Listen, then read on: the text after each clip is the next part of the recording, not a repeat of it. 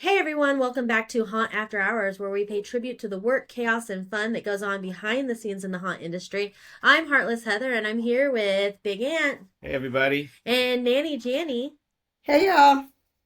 and she is with our special guest tonight, Corey. He What's his doesn't name? have a fancy haunt name. This is just Corey. Hi, Corey. I call him Hello. Chorus. You can I was just going to Now, say, Corey had something really scary happen to him in this last week or so. Corey's wife, gave birth to baby number 7. seven. Seven's good luck number, isn't it? Yeah. Yeah, but 7 babies in one house, I don't know. That's pretty terrifying in my opinion. Hey, But hey, we went to church and a guy 2 pews up. He looked back almost discreetly the first time and he counted with his eyes. And he said something to his wife and then he turned back and he says, "There's 5. There's more than 5." And then he counted, not so discreetly. not so subtly. And then he turned around and looked his other shoulder because we took up the whole pew and he Right. wanted Charlie Bell and me. And I'm like, "There's 7." And he's like, and the wife turned around and then she counts and she goes, "There's more than 5." I said, "There's 7," because they were counting how many kids was in that pew. There was 10 of us in the pew. We took up the whole pew. Right. And they look at her like, "Why are you sitting with them with that many kids? Why would you choose that seat?" Why did you pick that spot? How do you get around with 7 children? Yes, that's a good question. How many do you have to strap to the That's gonna luggage be rack? interesting. So we're actually still working through that. Right now, we have. Uh, That's why I'm here. So they Yeah, can that's leave why a we have couple home. me here. We're looking into a bigger, either a 15-passenger van or something larger, or a bus. So if you know any good deals, drop a link. I told them, Yeah, yeah, we drop don't- them. Like, subscribe, leave a comment. I told Yeah, them they we'll can make take sure. that. The excursions came with a bench seat. They can take that seat out and put a bench seat in, and then they could sit all 9 of them. Yeah. I wonder if Some you of could the put spinners have that middle one. have your bench seat in the back and then another one behind it. If that you could get Yeah, them well, to he have has to. something He like has, he Yeah, has it's an a third row. excursion. He has a big excursion like we have, exactly. Yeah. And the single seat Yeah. in the front row Yeah. is what that. Interesting. they have them. And so we went to Bag of Crab today after church. And before we could walk in, they said, we only have 4 children. But they said, before we can seat you, we need you to know there's going to be an 18% gratuity for parties of 6 or more. I was like, oh, okay. So that was the first time that I felt what Corey had talked about a few months back Yeah. about like, it's not right. We just go out to dinner as a family and we have to get charged 20% gratuity. We call it the large I family mean, tax. it's okay if we want to tip that much. I'm not downplaying like tipping, but I hate that it's just mandated when they're just Yeah, small but kids that aren't even really eating anyways. I have seen the Although mess one that did your spill a kids. water. That's what I was just gonna say. If you had to clean Yep, up your that kids mess. knew and I Corey's usually kids. try But to there's- clean up prior. He's right. There's a difference between a large party and a family, and that's what's Yeah. frustrating. If we're not asking you to split tips and split the bills 9 different ways, it's Right. all Oh, going maybe on you one- should try that. Yeah. Yeah. Well, when you The when you baby's paying for mandate a itself. tip like that, I do expect that you're gonna work on our table. We didn't even get offered refills or anything like that. So Yeah, because Yeah, they already it was get a little bit 18%. What do Yeah. they care? yeah, but they don't need to work. They already know that they're getting that tip, right? Then you're in I don't like California that. for the young kids. Yeah, They ain't working and that was anyway. just McDonald's. Yeah. That was a bag of crab. They're kind of expensive.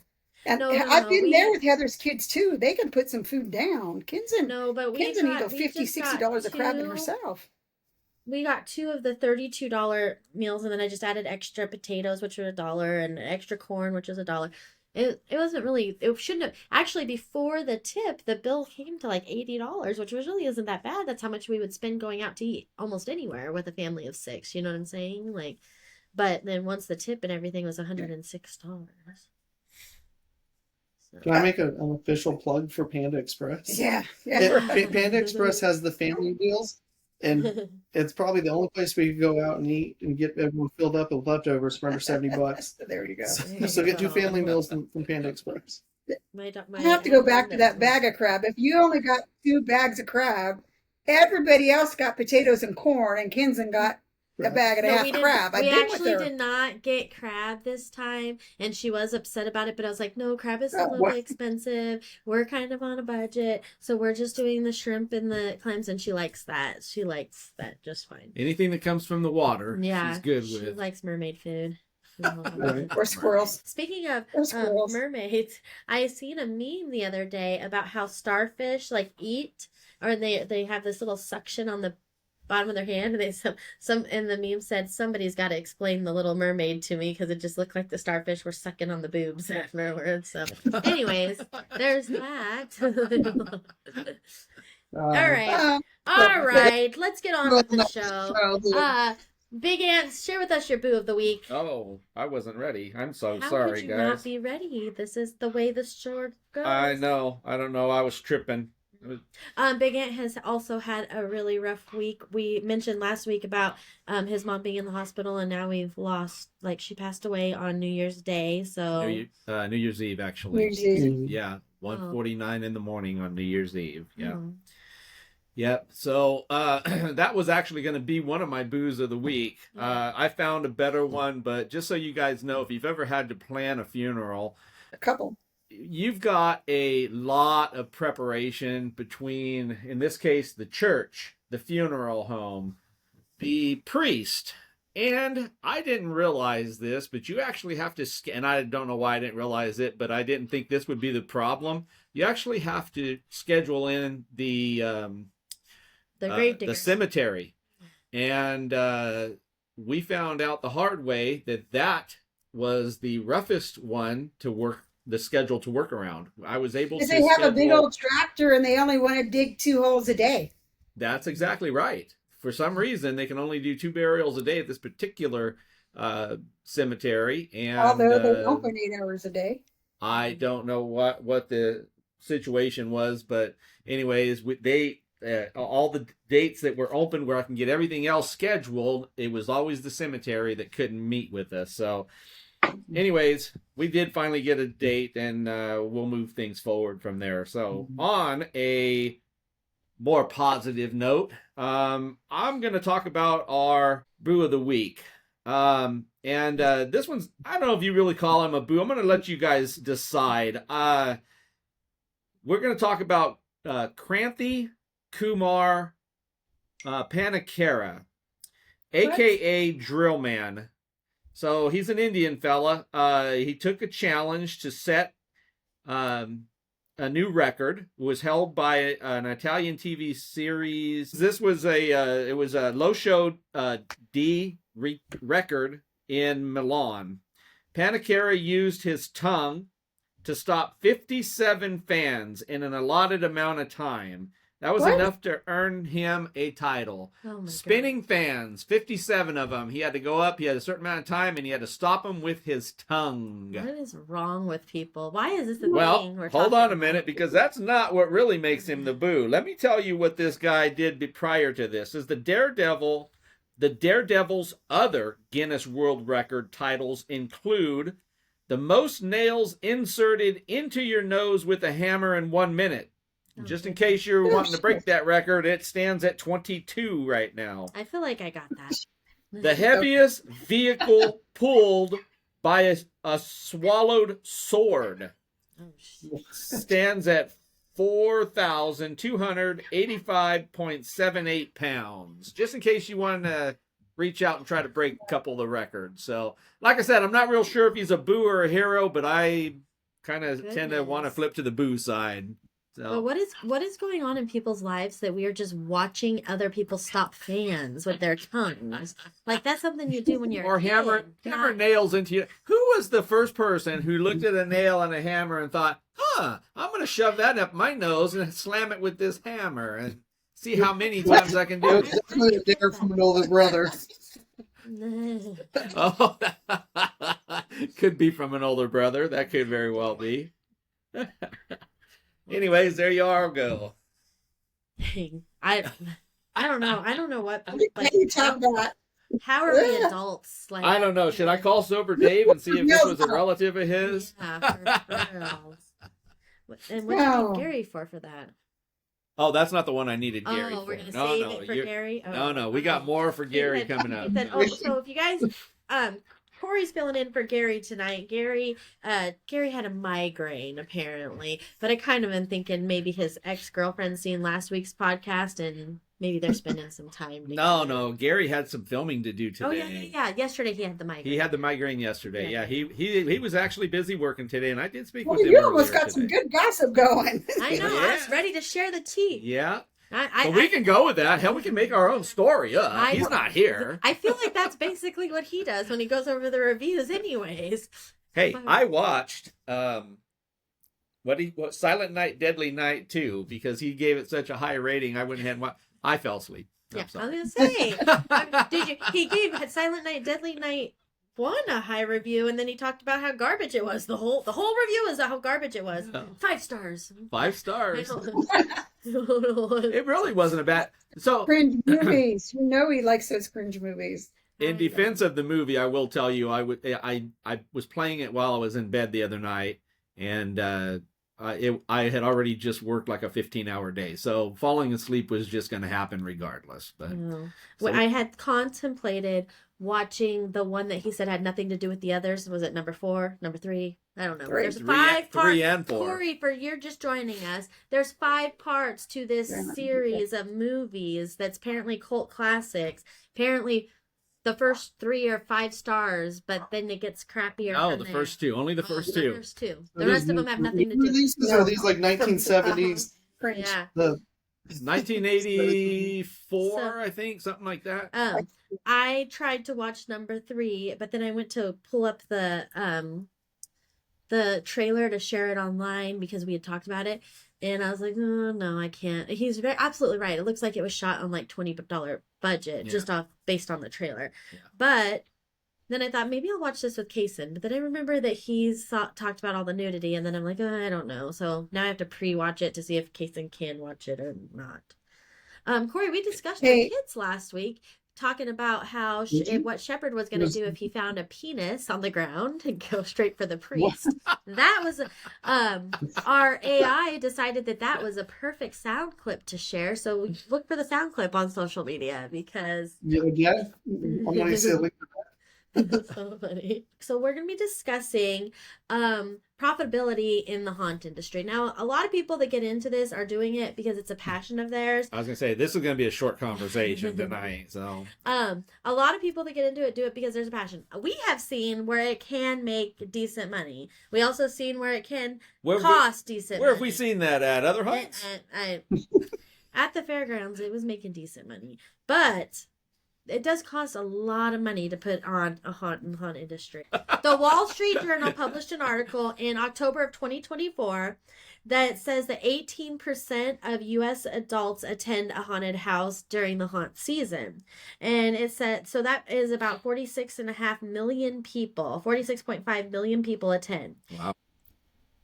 Thinking that it's a $500 million industry, and they're saying it could be very profitable because it's split among a small number of attractions. Did not list the number of attractions, so I went on my own and tried to Google how many haunt attractions are in the United States.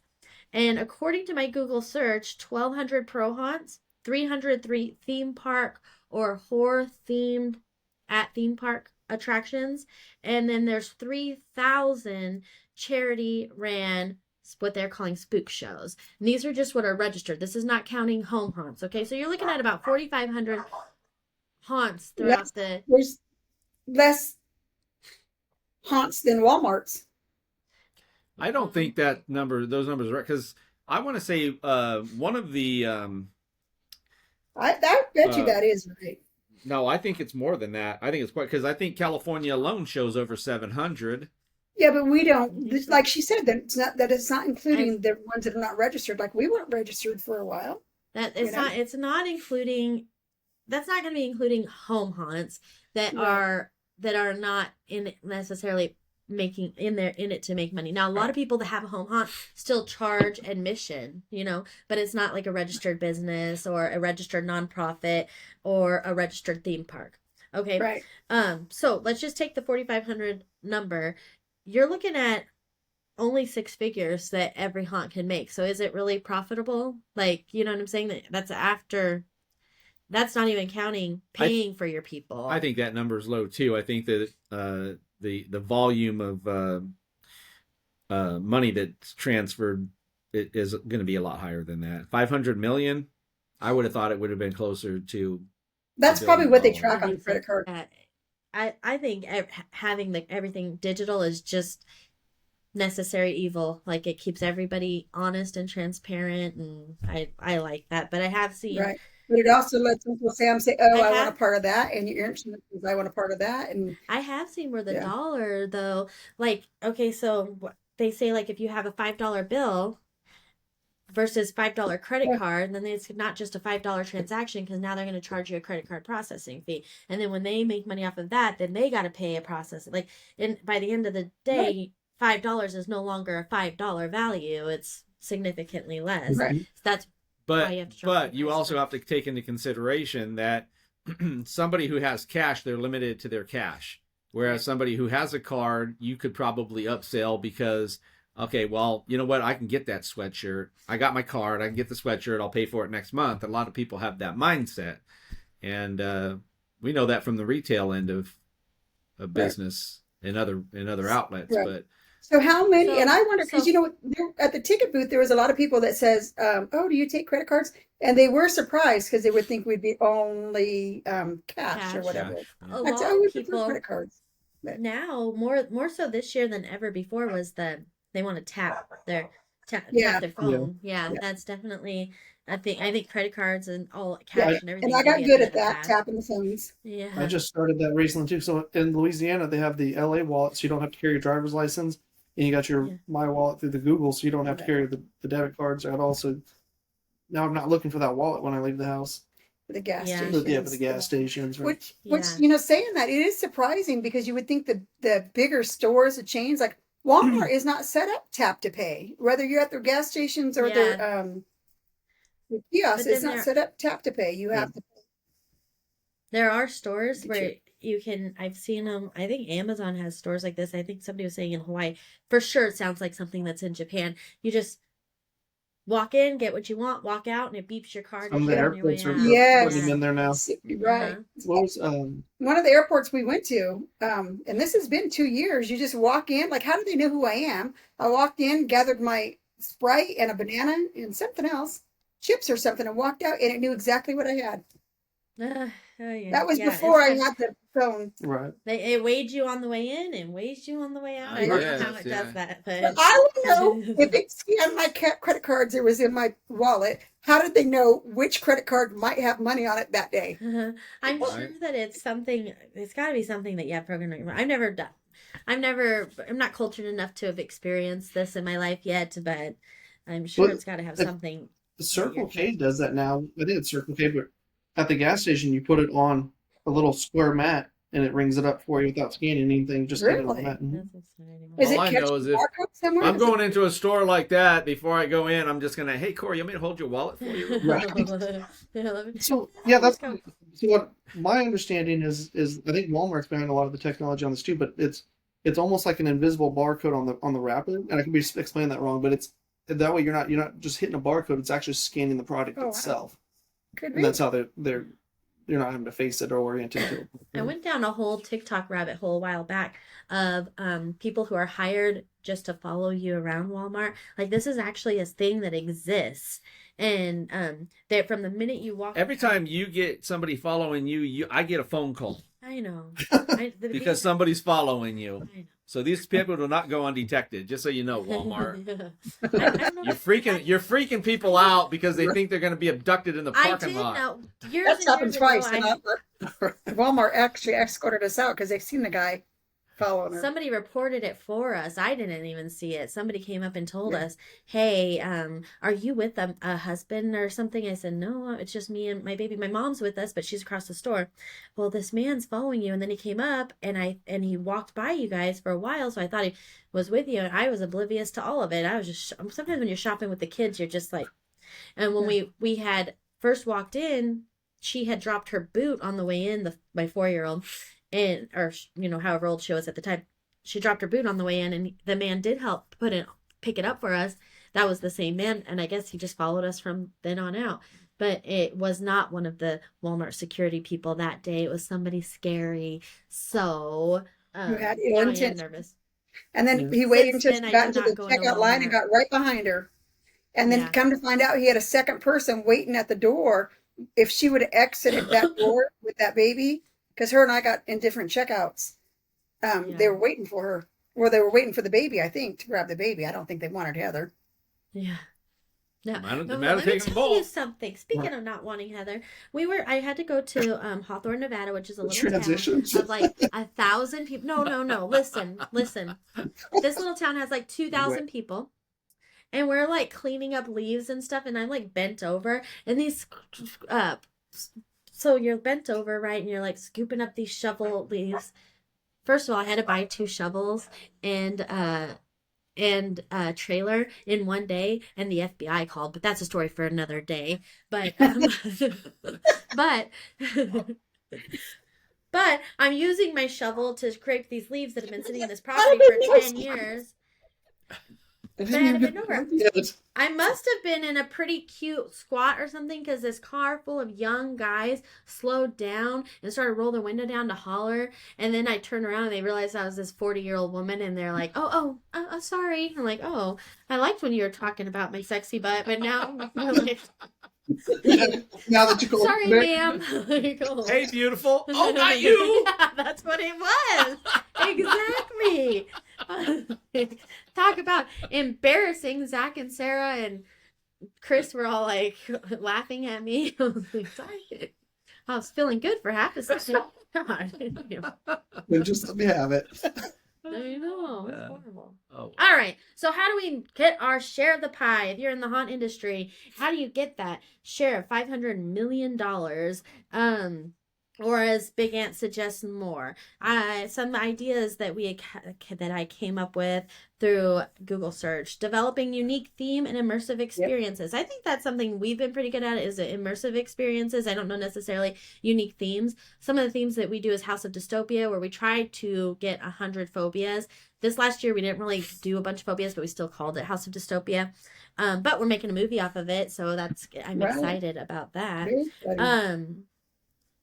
Investing in quality set design and props. Like we go through some haunts, and you can just tell that they have spent a lot of money on their set designs and their props, and that makes a big difference versus going through something like that. We are not good at really putting a lot of money into our set design and props. We put a lot of money into our actors, but I do think investing in quality set design and props makes a big difference. We haven't had the set to do it. I mean, now that you're out Correct. there, Now we have property that we own, we can work I on. think our sets have been pretty good.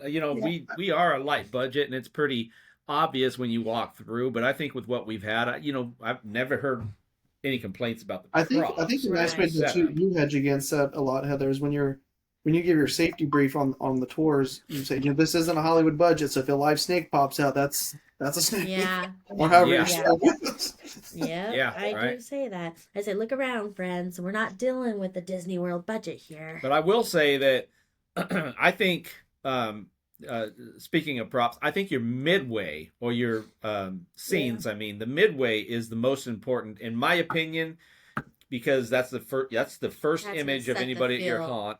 It's right, exactly. It sets the feel. It's got to be a combination between scary but not too scary, family oriented, if you will. And I think we do a good job as far as Right. that. We went through a really amazing haunt this season. One of my favorite haunts, and we've been through haunts all over the United States. I think that this haunt had the best haunt, but I do not think that they have the best midway. You're literally just standing in line when you're in line. They had a beer garden across the way, but in the middle, it was just There was nothing to keep you there. correct. Right. Uh-huh. And I kind of like our, I think that that if you have spots, photo opportunity spots, put those up. Don't be afraid to light up your midway. I know a lot of the haunts want to keep things dark and spooky, but you know what? The midway can be lit with well, they're not on, but we've got these the rope lights that are up in the ceiling here. Something like that just gives a nice, soft, elegant lighting to it. but it's still lit up enough. We actually have a movie that we play in our midway, and I think Now, these are I ideas have that, learned movie rules over the years. So if you advertise the title, you do have to pay for the licensing. You have to pay for the licensing. You can get in big trouble. In fact, there are people who make money just turning you in for the fines. So if you are going to advertise movies, even if you're not charging for them, you have to pay for the licensing. It's not that expensive. It's like 300. If you're using it as a way to draw people in, you do have to pay for the licensing. And you should. which is Right, fair, right? right. A lot of people just don't realize that. Well, and so yeah, then I was they going get to say in a lot of trouble. people don't know that. Yeah. Our next little tip is to hire talented actors. I think actors make the scene. I don't care how crappy your props or how crappy your scene is. If you've got good, talented actors, you're going to have a good scene, in my opinion. Also, you want to think about effective marketing. With you on the other And side. with effective marketing, you also want to think about ticket pricing. You got to make sure your ticket is right for your market. You can make money off of merch sales. Everybody asks for sweatshirts and t-shirts. Everybody asks for, a lot of people collect sweatshirts and t-shirts everywhere they go. Not me. I like do not spend extras on anything, but a lot of people that I do escape rooms with, they get a t-shirt at every escape room that they go to, and they don't wear t-shirts every day. So I'm like, why do you have 50 t-shirts? People do that. People there, the same thing with concerts. People will buy a t-shirt at every concert they go to, and something that we've never done that is on the list is private events. So think about renting the space as private events. Well, we have when you think of I guess the weddings haven't been private though, huh? Well, we have done weddings. They're during every our year, haunts, though. during our haunt, Yeah. but we've never done like a private event, like where you shut down for like the hospital staff or. Right. Well, that's So funny. We've had the hospital staff come and said that, but I never even thought about shutting it down. That's a lot of opening it up on a Thursday. That's and what I was going having to say. it just there, I wouldn't shut it down for anything, but I would certainly open up on another night if need be. So. Yeah. Extending the season. This is something I used to be super passionate about, but as I get older and I have kids, I'm just not. I just like, okay, whatever. You're lazy. Yeah. Just say you're lazy. But I really do think that the haunt season needs to start at the end of September and it needs to go through the first weekend in November. Right. You only have 4 to 5 weeks in the month of October to make the money. So you need that. You could have 7 weeks if you started in September and ended in November. So some things you might run into is the county might limit how many days your event can actually be open, which is something we've faced in the past.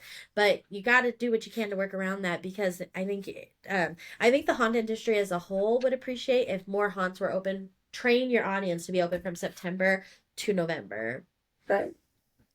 Off-season revenue. So we do clowngrams. Other people do Valentine haunts. We just had somebody on the show a couple weeks ago that was doing a Christmas haunt. But figure out, if you're going to be jumping into this industry, you got to figure out how you're going to make money the rest of the year, because otherwise you're down to 4 to 7 weeks to make your money for the year. And there's apparently, based on the math I did, only $100,000 a haunt to collect on. So is the haunt season similar to what is the stores that go to the closed out malls? Yeah, but is that the same any time the Spirit's open as the haunt season? Yeah, correct. Except for our most haunts, like Spirits will start opening up in August. Most haunts are not opened until the end of September. Yeah. Also, I think Spirit shuts down at the 31st, don't they?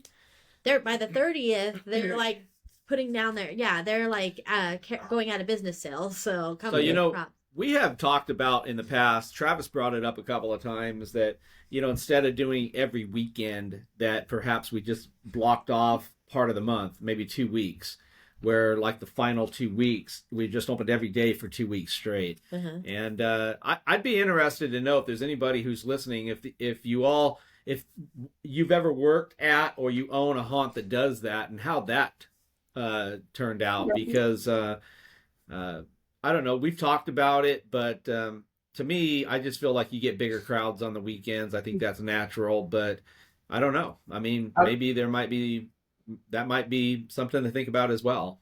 Does I'm anybody just know about the curious. staffing of it? Because I feel like that put an extra strain on your staffing for that last week or so, last 2 weeks. Well, he's saying Well, that it's no, rent. I'm saying not open up on the weekends. Not Oh, instead of opening up in lieu of opening up on the weekends, just take that 2 week period and open up every day for 2 weeks. So, gotcha. this haunt is open from the 16th to the 31st. And Which would be good, but I think in the state that your haunt is in, once you work past a certain number of days, then it's overtime pay or whatever. Like I don't Right. know how you get. Yeah. There's a lot of legal things that have to go into play when you're staffing a haunt too. Well, I don't know. Now that we have our own property and we're on a ranch, I'm going to start trying to do ag pay where we don't have to pay overtime. Yeah. that's true. You can work 80 hours a week and you don't have to pay overtime. Oh goodness. Let's do it. I think you have to pay overtime at 80. Just during the But season. it is different. It is there. Ag work is a little different. Yeah. You do have to think about another way that people, it's often overlooked, but a way to generate your revenue is making sure that you're have somebody engaging with your customers on the way in, the way out, making sure that they're leaving the feedback that you want. If you know somebody's leaving absolutely happy and thrilled, make sure somebody's catching them to try to get those reviews, because a lot of people are, especially if there's a dozen in the area, they're going to be looking at the reviews to see which one they're going to go to. Now we do say if you go to one, you're probably going to hit them all. And that is the case for a lot of haunt enthusiasts. But if you're not a haunt enthusiast, if you're just a mom taking the kids out or a teenager going out on the weekend, you don't have the money to hit all the haunts all the time. So you If want you're to in make sure that California, you've you got the don't have best the money to reviews. hit all the haunts. I know. If If you're in you have California, you 7 don't have kids, the you may not gas have the money money to to. hit all the haunts. All right, so that's our little tidbit on Well, I how to have make one more money though in that I the think haunt is very industry. important, Heather. I wanted to add to Okay. that because I think that just reaching out and with the other haunts like we did, and you've done great at in the past is you co-advertise with them, and Yeah. I think when you work with other haunts that are busy, you feed off of Yes. each other. Correct. I agree with that, and I do think that if you're a haunt owner, be open-minded about doing that, because we have experienced both. We've experienced haunts who have been open to cross promoting, but we've also in fact, I can remember one in particular. We asked them, and they were like, "Well, why would we do that?" Yeah, And no, they we're just good. were absolutely closed-minded. They were they. It was just no from the very point when we said hello to them. So, Yeah, and they're not in business anymore. and they're not in business anymore. So But be open minded to that. Always take advantage of any time that you can advertise. I don't care if it's with, especially if it's with a competitor. I think because that shows that you're willing to work together. It shows camaraderie within the within the industry. I think customers like if that. you are a cast member of a haunt, do not go bashing other haunts. Like, that is the worst thing you can do for Yes. your haunt. Yes. On any kind of social media platform, it's the worst thing you can do. We've been lucky; we have really good cast members. I don't know of a case where our cast members go out bashing, but we see it all the time, and it just looks petty. I just know of one time that our cast members met some other cast members in a Denny's Oh after. yeah, that was at a It's Denny's. just- They were wearing merch. Yeah, they were all Yeah. wearing merches, and it was like there was. I think Sober Dave was behind that too, Yeah. I right? know. I was going to keep quiet about who was involved, but yes, absolutely, 100% he was behind that. I had a question. So on territory wars, is that what it was? Well, now those ones were not. Those were some of people that were not very friendly, anyways, and they're also no longer in business. Like, you got to be friendly. You got to be friendly even with your competition. Like, Corey had a I'm not question. saying- So on Yeah. your list, was it merchandise or just T-shirts in general? I might have got this. No, merch sells like cups, keychains. We've done. So do your studies and figure out what your clientele really like. For example, I never would have thought beanies, but beanies have gone. Right, he wants to plug it. I want to plug in. So I got bamboozled. We took the kids to the circus earlier this year, and they did an excellent job. I mean, obviously you're a captive audience in a tent, but every 15 minutes or 20 minutes they came out with this product. They started with the clowns, and then the next thing they enter. Hey, we're selling these. Don't clowns. tell me you bought an elephant.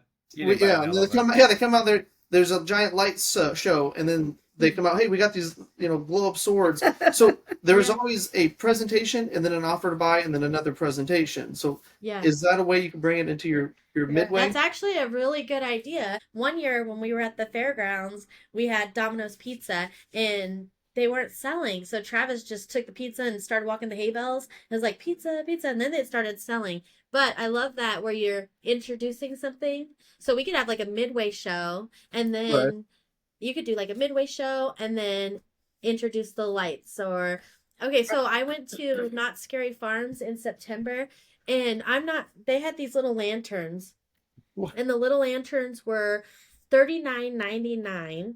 Holy crap. And remember a few years, it's like that zombie tag that they have at Trans World, okay? But that's what's on these lanterns. So, of course, Cody had to buy a lantern, right? So he had this lantern. He wasn't playing with it. He just wanted it to have it. So I started taking it and was chasing people around, changing everybody's color. We had the biggest game of zombie tag going on inside of Not Scary Farms. And Gary told me later, if he was here, he'd say, you had more fun with that thing than Cody did. Why did he need it? Because he's just a sucker for buying crap. He's just going to leave it somewhere. Yeah, that's for sure. But there are people who are just suckers for buying crap. Like, I'm sure Corey had to buy something for his kids. Yeah, well, we had to buy during 6 of somethings each time they came out. So how many swords did you buy? Six? 3 wands and 2 lightsabers. I think. That's actually a really good idea. That's definitely something to think about, actually. I think in our instance, it'll be, circus moves around, so you're not. Right. Next time they're there, and like you said, it's a captive audience. If the circus is in town, you want to see a circus, you're going to go to the circus. But if you, in our case, being a haunt and one of many in the valley here, we, I think all of our merchandise has to have our emblems on it, has to have our logos on it. You want people to know where they got it Right. from. I want people to know, and I But- want their friends to know. But you could do a cross promotion with other haunts with like that zombie tag thing, or I don't know. I feel like Right. that'd be kind of cool, and have I don't know. I'm Well, sure even that like there's their some captive kind of audience technology. while they're on the hayride, as they're getting on and off, hey, we got these right now. They're currently still 40% off or whatever. Right. while Yeah, you're on we the used to. Last year, that was part of my remember that? spiel. When one of the little kids would get on, I'd say, "Oh, look at this super cool sweater they're wearing. You can look just like Creepy Kason by stopping by the merch shop." So we kind of did that this last year. We sold those little donuts or whatever they were. Those little, what are they? Mini donuts, mini donuts, and popcorn. And every time I got on the hayride, I either had donuts and sit next to people that could smell them or the popcorn. Yeah, but it would be cool. What we should start doing is like Nibbles food or whatever. Oh yeah, there you go. There Now you go. we used to do the zombie nuts, and when we had the zombie shooter booth, we'd say, "Zombie nuts, shoot their brains, eat their nuts." That's funny to laugh. That was not my slogan, guys. I did not come up with You that didn't one. want to yell We're all gonna that. keep that You one were the family one who came friendly. up with that. Zombie nuts. It was cute. It was cute. It was fun. I loved But, it. the chants like that are going to stay in their head. Yeah, it is. And they're gonna be like, "Oh, we had the best." In fact, we actually advertised that on the radio when we went to the radio stations. And we brought them all some zombie nuts, and we said, "Come shoot their brains and eat their nuts." And they loved them. Those are good candied nuts. Like, Yeah. it's good. Yeah, that's true that they are. So All right, Nannie Jannie, do you have a paranormal story of the week for us? Listen, I'm back in Louisiana. Mhm. everything's paranormal back Everything's paranormal here. I have my nifty difty. I don't know if you can see, but it's resetting now. So now all my notes are in there. But luckily, I had started writing notes also on my thing. Hey, back in New Orleans or the haunted tours, I wanted to go back and talk about haunted tours. There's 3 states that I really loved the haunted tours. New Orleans was one of them. Gettysburg, and then Kansas on the cemetery tours. But back in New Orleans, in Louisiana, I'm sorry, my favorite story is I'm going to share one of myself when we were out in Hammond and we had a business there. And everybody talked about this place being haunted, and the first generation guy, like on our security cameras, you could see a black thing walking, and they had a one of the escape room trailers, an escape room on a trailer was there, and you could just see he stopped and like his head disappeared. This is a black shadow. His head disappeared, and it's like he was looking in these Oh things. yeah. But the kids that worked for us would come in, and on their phone they would have some app, and it would say if the entity was present or not, and it was really creepy. And I was Heather, do you remember the name of the app? Because it's on the I iPad. don't. I can't think of the name of the app, but yeah, most people listening probably have heard of something similar. And we were just actually talking about this last week. I was like, it's kind of like the modern Ouija board. Like you just ask Oh, the app questions and it. oh, I didn't know you were. I didn't listen to last week's show. I was preoccupied with 7 kids and it's 8, I guess. Anyways,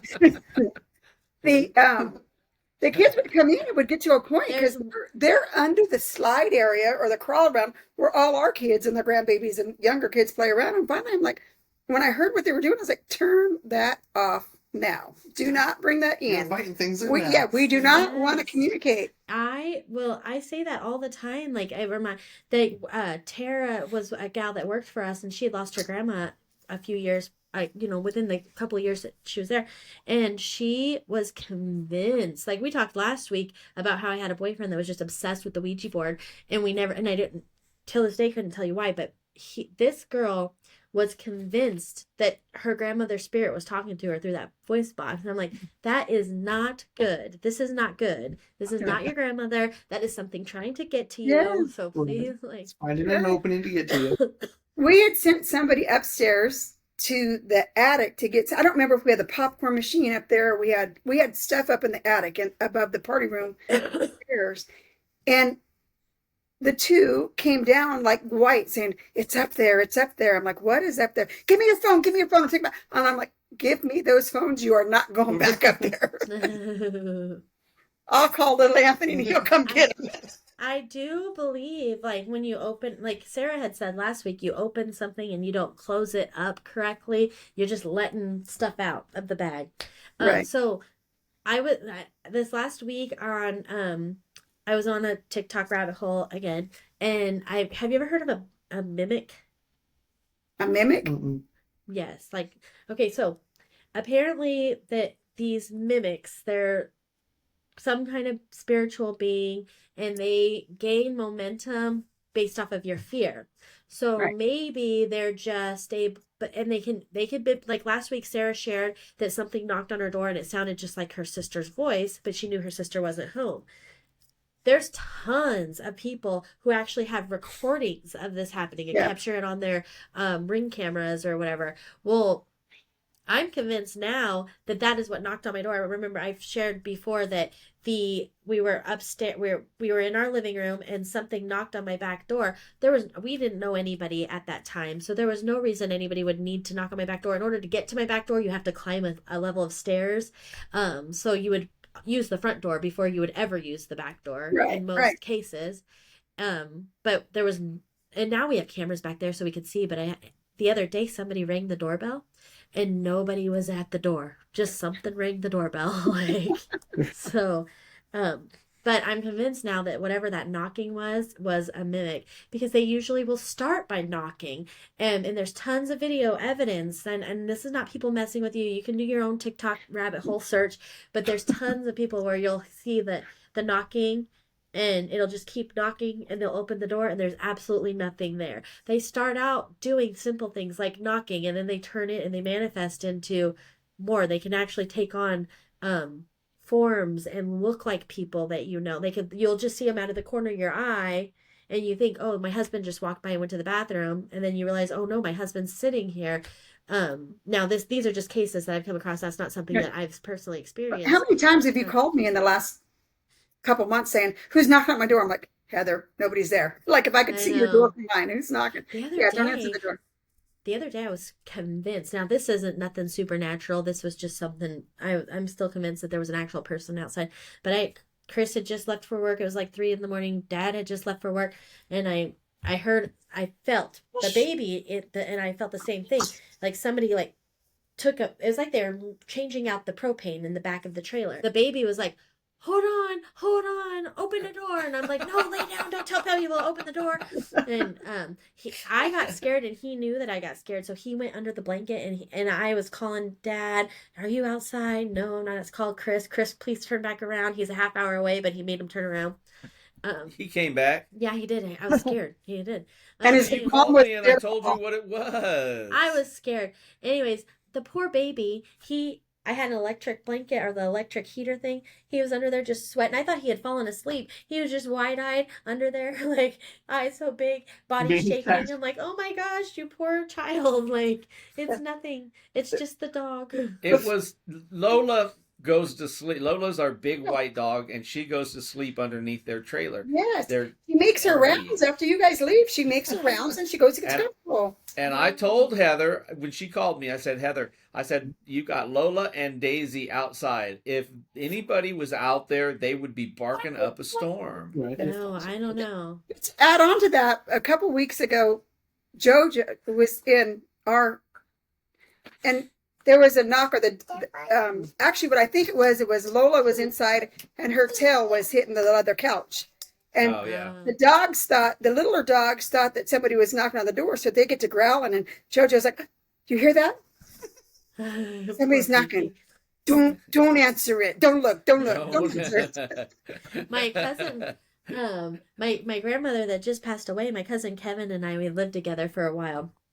And we had a friend over at the house, and somebody had knocked on the door. Well, this happened twice. So first, somebody knocks on the door, and we just look at each other, and he said, are you expecting anybody? I said, no, I'm not expecting anybody. And he said, neither am I. And we just went back to the back into our own separate rooms, never even checked the door, never even talked about it again later. Until the next time somebody was over and somebody knocked on the door, we both looked at each other. And then the guy goes, are you going to answer it? And Kevin said, see, we get this from our grandma, because in normal people just like, hey, are you going to answer your door? And we're like, somebody's knocking on the door, panic. And like, yes, she was afraid of everything. And so, yes, it instilled this fear of everything in us as well. Except for watching scary movies with her. That lady could watch a scary movie and just look over at you during the scariest parts and smile. And I'm like, are you not afraid? She's like, that's just acting. I'm like, oh, okay. But I think one of my favorite, not favorite, my most memorable with all the crap that's happened here in Louisiana, and I love the haunt tours in Louisiana. And I can't say that I've seen as many things when you go downtown in New Orleans. There was 2 tours downtown, and I loved them both. One, you did the square. What was the square called? The Jackson Square? Quarters. French Quarters. Oh, And then the ones you did of the town. And then we did another one because we did when we had the family reunion in Louisiana. Remember that we took that bus tour, and then it did the cemeteries and stuff too. That was different. I don't know that was really a ghost tour, but yeah, I know. No, but it allowed you to know that there was The cemetery history. ghost tours. Yeah, Right. but there was more tours you could do for the cemetery, and we never went on those. Back again at the Little Red Barn, I felt somebody following me. Like we had, we were locking up, and it was our routine. And usually you'd lock the front door and go out the side door, the back door, or whatever. And I was with you, and one of your kids had to go to the bathroom or what have you not, and then you guys ended up going out the front door. I was at the side, but I felt like somebody was following me, and like when I was coming out, I remember looking back to see who was following me. Like it was getting me kind of eerie feeling, but I went ahead and shut and locked the door. And then when Heather later checked the film on the video cameras, you're gonna have to share that video too. You can actually see something runs out the door. Yeah, Right I behind think me, we've like- shared this story on the podcast because we've On shared this- this video. Oh, we on did Haunt because you After said that. Hours. But, Yeah. and the reason why I'm saying this though is because I'm back in Louisiana, so that's why, these. And I haven't felt or So seen you're gonna invite anything. them to my house? I haven't felt or Yeah. seen anything at this new house, like Carpenter said, not you. Not here. Not here. Not here, not this Not one. here. But they got some creepy woods. Just saying, there's got to be something going on Yeah. in there. But then, like I said, on this, if you're listening and you have haunted tours in your areas, hit us up and send us some of the haunted tours and some of the best seen, where you actually feel like you've seen a haunt there or an aspiration or what have you not. I know when we were in New Orleans in the French Quarters, I didn't see anything. But when we did that other tour, and for the life of me, I can't remember what the name of it was, but it was on the outer skirts. I know that there were several times where we got, that eerie feeling that, that something was not right there. I've done I several of the ghost tours in Louisiana, and I just didn't find, to me, they were just like history tours, and they were Right. interesting, but they weren't Well, like ghosts. Like we weren't seeking ghosts.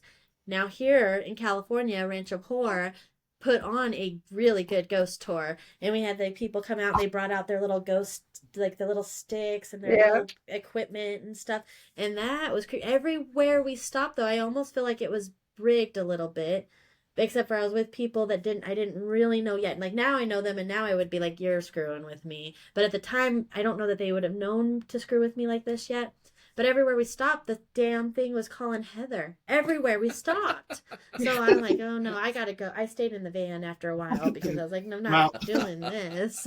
Like, When we were stationed in Kansas in the cemetery, it was Scully Cemetery or something. I'm gonna have to go back and look that up. Stoll, Stull, because I did write it down. I'm sorry. That had a good scare to it, and I don't know that I ever seen anything, but that was the creepiest, scariest place I ever been. Like I don't know if I hyped you myself up. felt Just scared. and I'm not usually. I'm You not can feel the always that way presence. unless but I felt like an evil presence, like a bad presence there at that one. Oh, And I that don't was in like Kansas. that.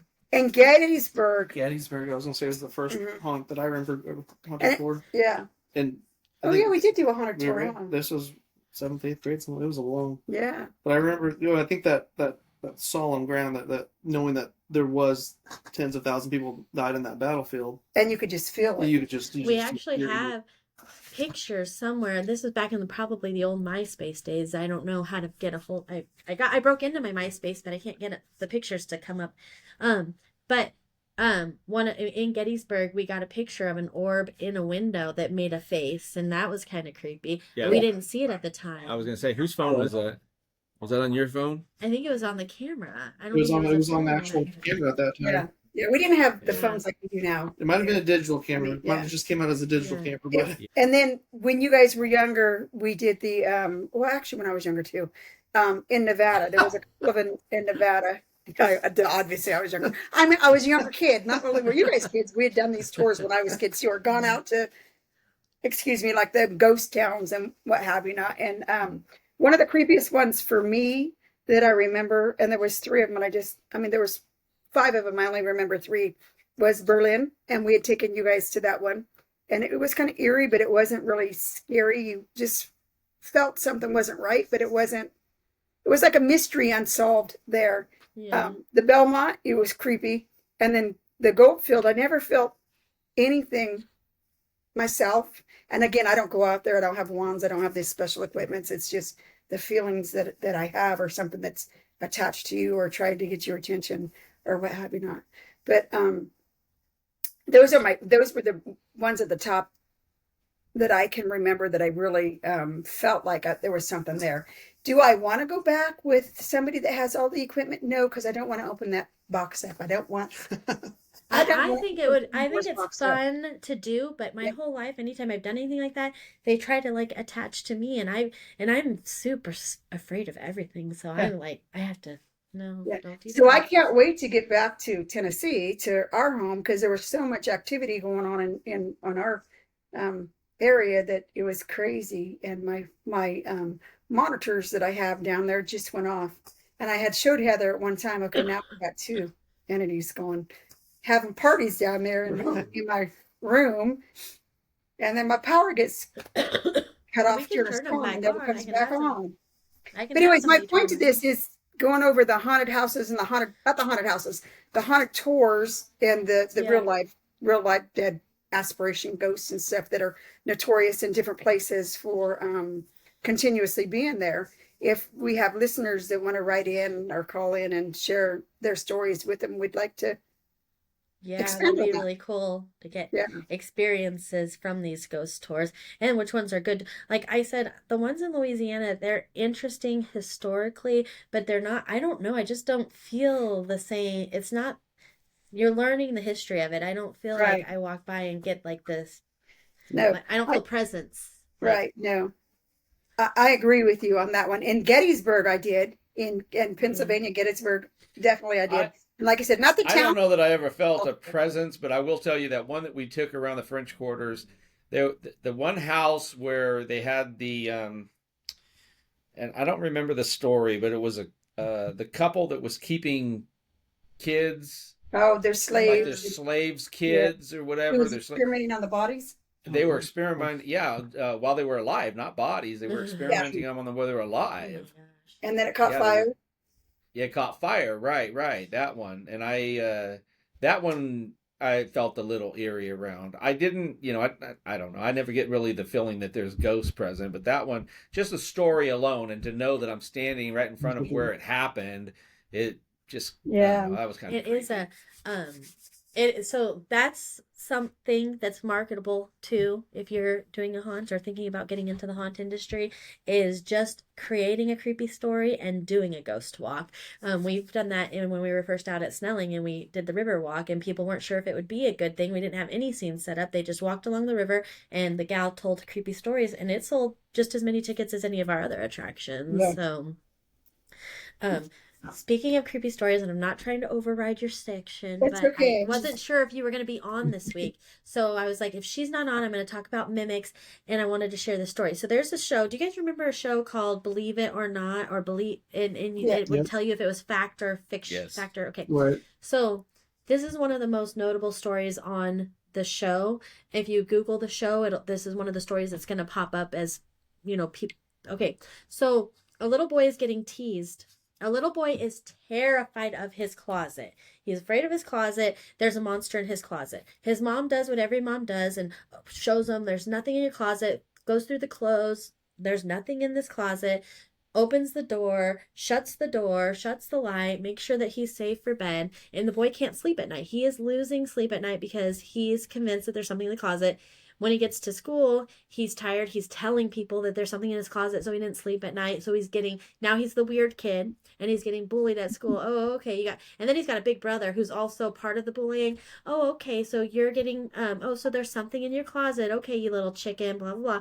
So one day the kids are bullying him all the way home, making fun of him, teasing him, and he's had it. He goes inside and he gets this bat, and he's just going to start beating them.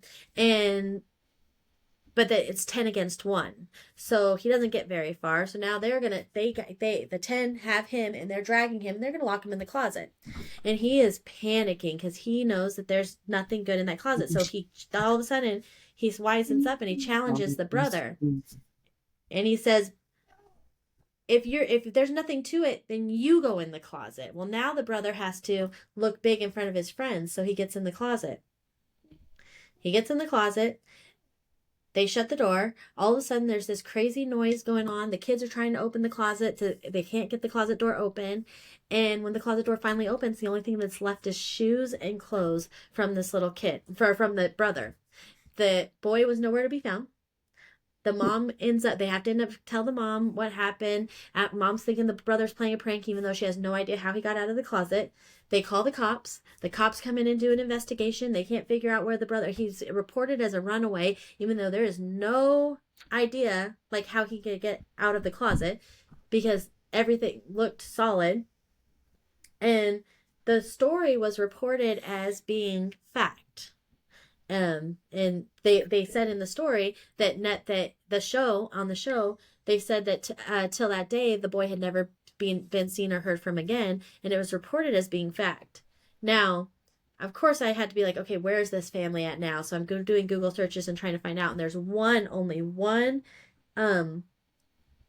where they're talking on a forum where they're talking about this, and somebody said no, the boy was found, and he was found 2 weeks later hiding out in a friend's house, and apparently he got in through a hole in the attic. But the person who was in charge of selecting the stories for the show, they had aired it before this came to be known. Email the director of the show if you don't believe me. The people that I was looking up or whatever, nobody else got an email response directly from the director, so we don't know if it was true or not true. But according to what's on the show, it was believed to be fact, and there's only one person on the whole internet that's saying no, this is a bogus story, this is what really happened. So I don't know, but it's still kind of creepy, like be locked in no closet. So that show they did a what do you call it? They did a show, an episode from Castle Air Force Base right here. You know, they have the museum Uh-huh. there. There's a plane, and I don't know if it's still there or not. You remember this, Janice? It was a plane that was used during World War II, and it was believed to have been haunted. And there was a blonde co-host, and I can't remember her name. But anyway, she was the one that was doing this story, and they got her up into the plane. They got the camera crew up into the plane, and I don't remember what happened, but something happened, and she jumped out of the plane and would not get back into the plane. They That's absolutely creepy. would not get back in the plane. I think the cameramen refused to get it back up in there as well. I don't There, like yeah, that. there was a soldier on the plane. Might even been the plane on the plane from years back. There. Yeah, Yeah. it was not. Oh. It was the ghost of a. So what would make him not get on? I have heard, I've only seen it happen here, and I don't know if it was even factual, but where they like start having memories that don't exist to them but are real memories. So like they're not their memories because they would have been a lifetime before them. I don't remember. You know, when that show was on TV, I was a very young kid, and I just remember that this episode because we lived so close to where they aired it. Uh-huh. So That you're like hit yeah, and I home. remember the stories of the plane, and like I said, I don't even know if that plane's still out there, but yeah, it was believed to be haunted. Oh, that's so creepy. All right, so if you have any paranormal stories and you'd like to share them with us, be sure to send us an email at hauntafterhours@gmail.com, or you can send them directly to Nannie Jannie at nanniejannie@gmail.com. And Corey, you're going to fill in for Gary today. So have you watched any scary movies lately? No, I don't actually do a lot of scary movies. Have you filmed any scary movies lately? Because he films too. You said your daughter was trying to get you to watch. So Raylan was trying to get me to watch the Pooh movie, the Winnie the Pooh. When Winnie the Pooh when Disney lost the license to Winnie the Pooh or expired, and they made that horror movie about Winnie the Pooh, she wants to watch. I don't know that I knew they made a horror movie about Winnie the Pooh. I didn't get too far into it, but it's basically. We have an assignment for Gary. Yeah. You watch part of it, you said? No, I don't do scary movies. No. Do you not Yeah, do I was scary telling Raylan she needs to get with Nannie on those ones. That's Nannie's Oh department. yeah, Winnie the Pooh, Blood and Honey. And Yeah, it was that's what it recorded is. in 2023. Oh, really?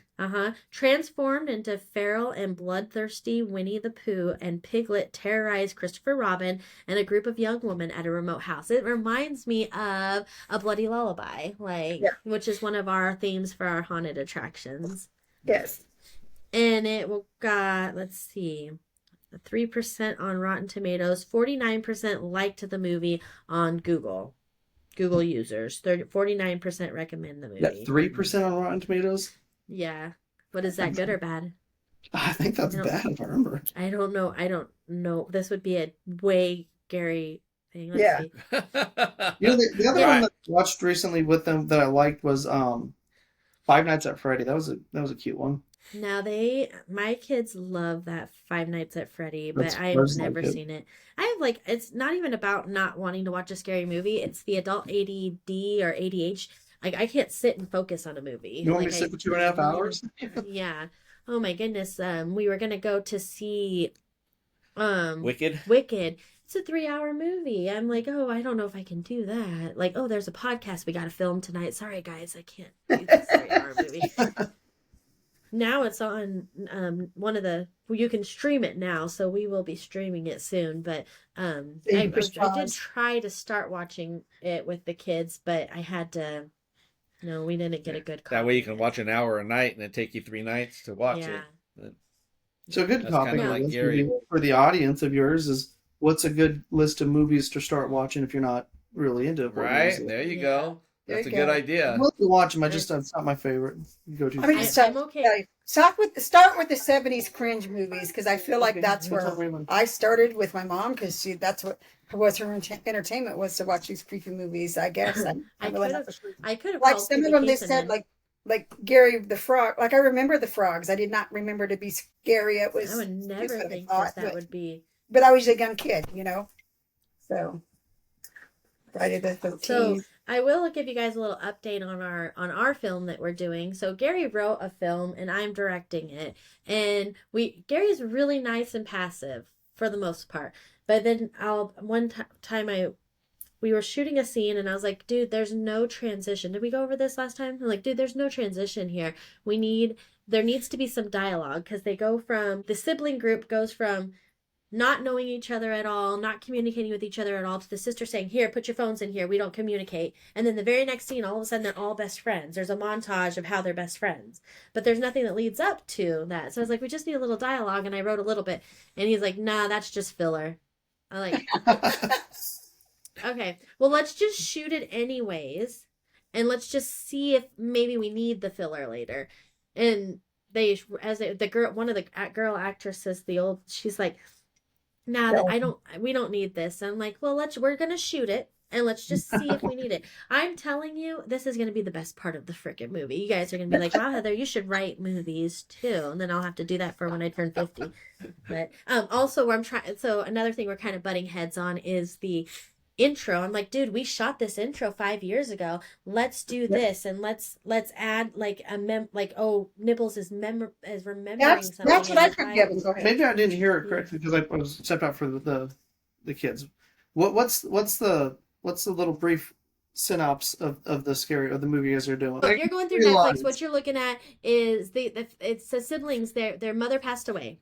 The siblings' mother passed away, and they were the mother was like the town drunk. She moved them to this little town.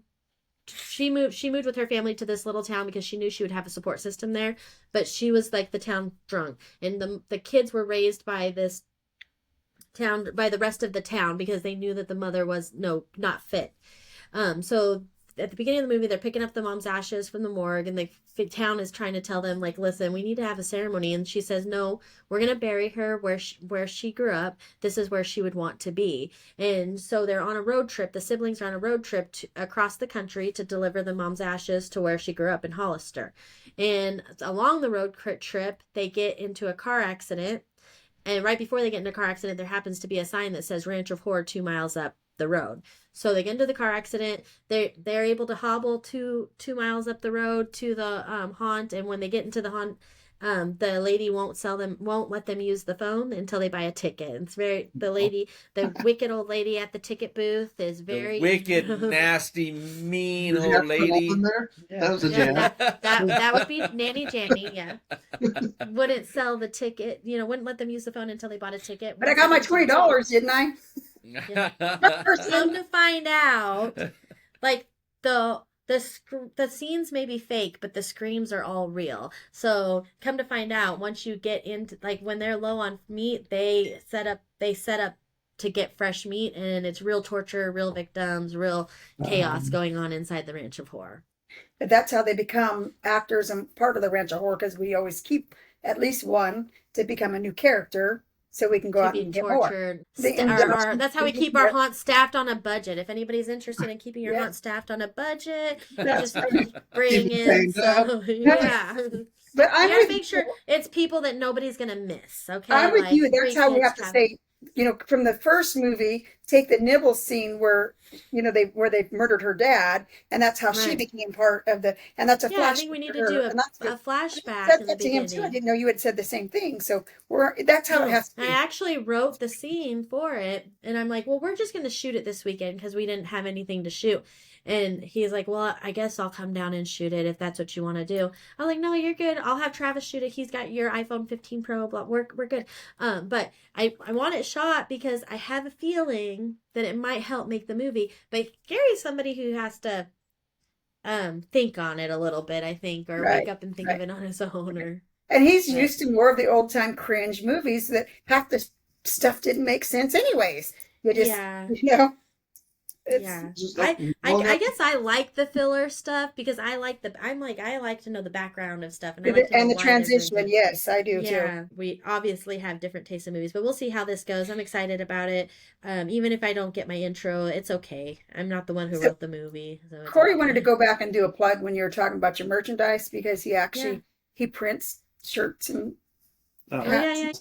Yeah. The printing's going to be under Boa Vita Media. And we're still working on a lot of that. What does that mean? So Boa Vita is good life. So Regalo Boa Vita is gift the good life.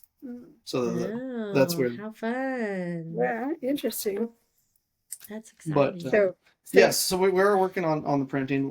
We got a handful of small things going on, but the printing and then the soap lotions, and Nicole does the soaps and lotions for the goat milk lotions and whatnot. So And so Corey is perfect to have on today's show because he's an entrepreneur, his wife's an entrepreneur, and so as far as like giving tips and stuff on how to make money in the industry, I thought that he would be a good fit for just providing tips on making money in the industry.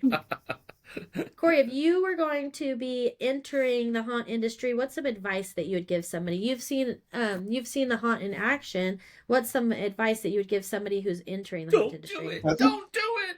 Mm-hmm.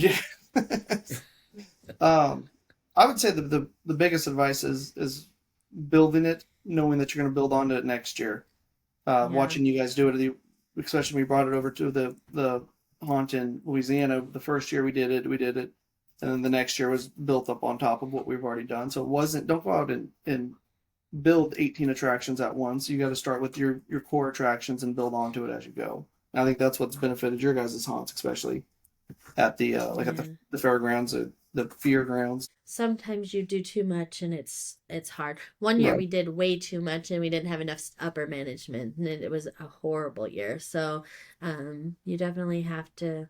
Actually, I kind of like just the one or two attractions and calling it a day now. Before I like to do 100. I like to do everything, but now I'm kind of like, yeah, one or two is good. But that reminds me, going back, I'm not trying to go back in the segment, but going back into the ticket, one of the guys that had suggested to doing making catchy packages with your attractions, but Travis has always been a big no, have it be a set price and you get everything for that price. What are your thoughts on that, Corey? Do you think that having lower, like coming in and being able to just do one attraction is appealing, or do you think one price and doing everything is more appealing? I think that one price is more appealing. I'd be with Travis on that one. And the reason I say that is, especially coming with a large family, then you almost feel nickel and dime. Oh, well, everyone wants to ride the Ferris wheel. Everyone wants to go ride the hayride, or whatever the case is. You're that nickel and dime feeling as you're there takes away from the fun of the attraction. Whereas if I know it's 35, 25, whatever the amount is, set price per ticket, then I'm covered on it, and then we're just worried about food and drinks. That was a good point. That's where I would be coming from a large family side of it. It's easier to plan, easier to budget for.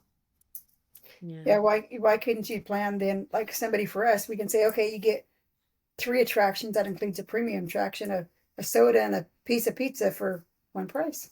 Yeah.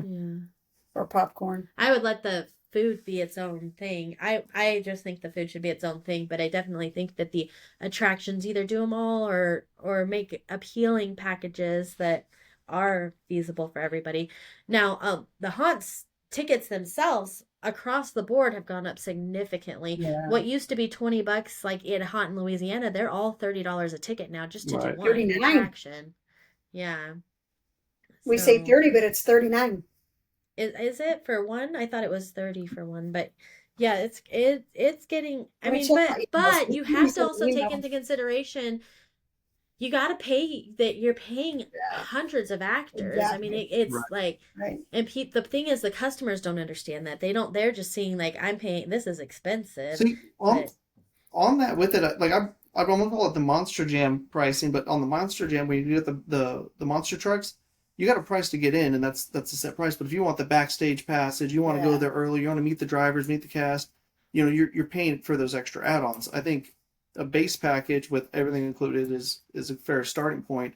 And then if you want to do individual meet and greets with certain cast members, or you want to go see the set a little bit up close, or prime seating on the hay rides, that's your upcharge, that's your upsell. Yeah, that's a good idea.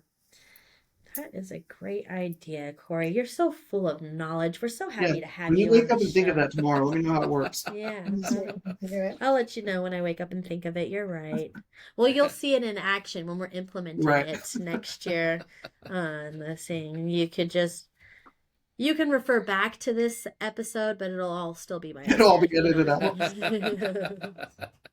So I want to go back to one of them. It was $35 for one attraction. Yeah. And just a couple of years ago, And the it was other one won't let $20 me a in the ticket. price. And really, when we first started in the industry, and this was been 10 years because this is our 10-year anniversary, we wanted to be budget friendly. We wanted to be family, like not family friendly. We wanted to be where people could afford it. To bring Right. Like parents could afford to bring their kids or And we whatever, still but have not that we them. want kids to come. Think it should still be scary where people are kind of afraid to bring their kids. We did have one year where they brought in at our haunt in Louisiana, they were upset because they brought their kid on the hayride and the kid had nightmares for a whole week and they wanted their money back. And it's like, lady, you brought him on a scary hayride. Like, what did you think was going to happen? Like, That's the best advertising. I know. Right. Like, Upset because you brought them to a haunted house, a scary place, and you got scared. I'd say Right. it was a wow. I know. I say you owe us I a guess- tip. So, On the I back guess. note to that, we took your kids. The one was 3 years old, and we took him to a haunted house. And he walked out, and he's like, "Hey, how would you like that?" And he's like, "Nah." And he wasn't scared through the whole haunted house. He was walking through. He's like, somebody's missing here. I feel like maybe they're on their break. I'm like, oh, He was 3 years old. It he was knew the ridiculous. problems going on behind the scenes Right. already. He's like, you want me to throw on my hat and start scaring? No, Right. you're So gonna keep walking. there's your revenue for Kaysen is sending him out to other haunts so that way he could work with their management teams. Well, yeah, for reals, I've been working on getting all the girls starting their own businesses, and Kaysen's been really wanting to start a business too. And I'm like, well, what do you want to do? He hasn't come up with an idea yet, but you might have just created that too, Corey. Look at you. Look at you. We're so glad you had Only us. supervised with 30% commission. Yeah. Hey, speaking of that, this is going to get off a little bit, but our oldest granddaughter, Anthony, was getting paid $20 per tree stump, and she was not wanting to do it. Then she felt like she'd worked already, and I'm like, Raymond, come here. tree stump. What are they doing with tree stumps? So we have a guy removing the stumps to grind it out, but the two of the stumps are in the driveway and they're surrounded by the limestone gravel. So we have to get the gravel away from the stumps so they can grind it down without breaking their equipment. That's all she had to do was rake out the rocks around from the For stump. $20? How But do in you your do that? foot- Stump. It is a 5-inch layer of rock, so it is work. I said, get your brother, offer him $5, $10 to go do it. You still make the money, and it gets done, and your parents aren't fussing at you. Well, I guess she offered him $2 to do it, $2. She got paid $20. I said, So now did- you understand what management is about and owning your own business. Now You should have are- taken 10 of whatever was left out of hers and Well, say, I I'm the accepted that. government. She did. Originally, Nicole and I were talking to her about, like, you need to do it. Like, this is a paying job, and we're not going to take, you're not going to do it halfway and then quit and expect money. And then Nanny goes, Raylan, come here, let me tell you a secret. And Raylan goes, I don't want to be lectured again. Oh, I know. I said, Joe, go, leave. I said, what if I ever lecture you? Just go. I had something really cool I was going to share with you. And she goes, well, I didn't mean you lecture me. They're constantly lecturing me. But you know, She's not poor. She just made $40. yeah, I was just going to say, mine is $2. Yeah. 36 $38 bucks. 36. Poor baby. She have $2 per stump or $2 total. No, $2 per stump. She must have been in a good Oh. mood. Yeah. And who was it that did it? Shepherd. Oh, Shepherd's of a course, good he's the- worker. Like, he's Yeah. good. All right, friends. Thank you for listening to this week's episode of Haunt After Hours. Obviously, we've piqued your interest, so we are going to ask that you follow us on all of your social media platforms. If you'd like to share any stories, input, or ideas, send us an email at hauntafthours@gmail.com. We'd love to get you on the show. In the meantime, let's stay connected, and remember, do it for the haunt.